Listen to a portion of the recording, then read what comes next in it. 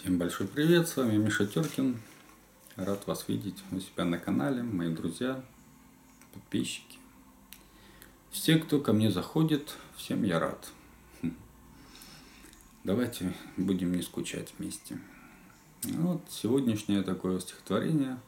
Думал оставить его на зиму, потому что назвал его «Размышления у камина». Думал, до зимы доживу с этим стишком.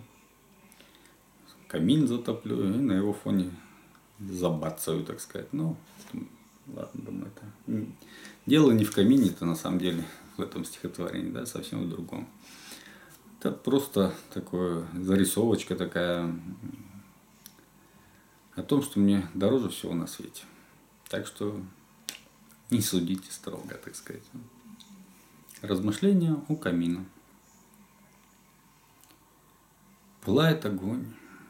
Я сижу у камина. Поленья стреляют, горят.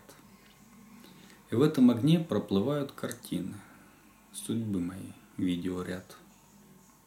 Мелькают события, люди, их лица. Не всех даже помню, как звали. И разных поступков моих вереницы. Моменты веселья, печали. Надежды и планы разбились о быт.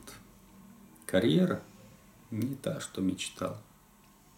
Богатым не стал знаменит. Проблемы здоровья, устал. Но все же счастливее я всех на свете. Супругу целую я вновь. Ведь это подарок, что есть у нас дети, что Бог подарил нам любовь. Чао. Любите друг друга. Добра вам.